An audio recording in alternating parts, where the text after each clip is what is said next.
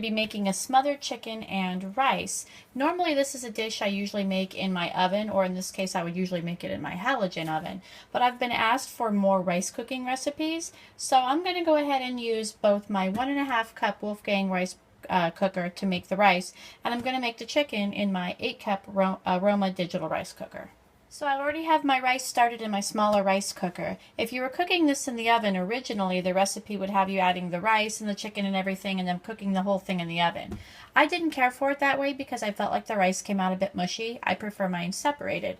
So you could actually do the chicken part of it in your oven and do the rice in the rice cooker. But as I've said, people are wanting to see some more things done in the rice cooker. So we're going to go ahead and add all of our ingredients to here. We're going to start with 1 can of cream of mushroom soup, which we're going to go ahead and just put right into the machine. And if you wanted to experiment, you could probably add the rice and a little extra water and so on and so forth right to your larger rice cooker. To that, I'm going to add 1 cup of water. And I'm going to go ahead and give that a little stir, just to sort of mix the water and the soup up. This is really simple, and it's a really quick dinner. Something you can do on one of those nights when you just don't have the time or want to take a lot of time. So I'm going to be using the chicken breast cutlets. Now when you're using your rice cooker to cook meats, you always want to make sure that the meat you put in is boneless, and thinner obviously cooks better. So cutlets are going to work for me. You could also get chicken breasts and slice them. You can slice them into cutlets, which is like taking your chicken breast like this size and cutting it this way, or you could just cut it into strips. Either would work. If I was going to do this in the oven, I would just leave the chicken breast whole. So I'm going to go ahead and put in my chicken cutlets right into there. And to that, I am going to add a 1/4 teaspoon of smoked paprika. You can use sweet paprika or Hungarian paprika, whatever kind you like. So I'm going to go ahead and add that. And I'm also going to add a 1/4 teaspoon of black pepper.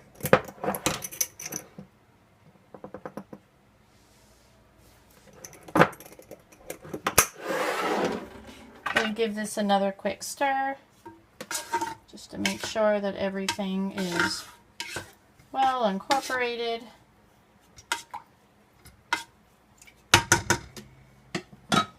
Show you what it's going to look like in there. So there you go. Plug in my rice cooker and put the power on. So we're going to do it on the white rice setting, and it's going to go ahead and get itself heated up, and when it comes to temperature, it's going to start cooking. It's been about 20 minutes. Now the timer shows here that it's still running, which means it's still cooking.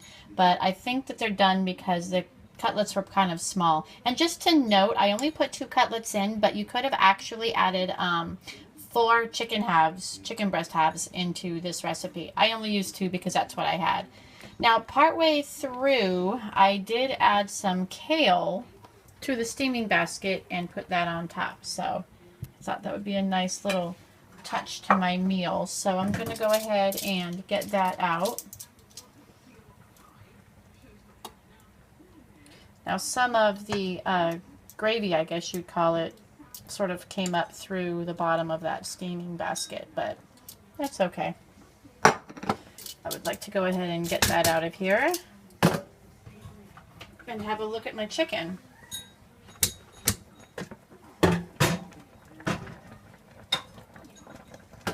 So I hear things bubbling away. I'm going to unplug that for the moment. And the chicken cutlets are done. So I'm going to show you them. So here it is out of the rice cooker. Well done, feels quite firm. And again, they were rather thick. They were not full thick chicken breasts. And what I'm going to do is go ahead and serve these over rice. So my rice is also done, and I'm going to plate it up, and we're going to have a look. Here you go. I have the chicken cutlet sliced, and it's served over rice, and then I spoon some of that gravy over it, and then just sprinkle a wee bit of the paprika right over the top, and then I'll serve that with a side of kale. And you can clearly see that this recipe took just moments to put together, and then you just wait for it to cook, and then you eat it. So it's a very simple weeknight recipe. I really highly recommend it.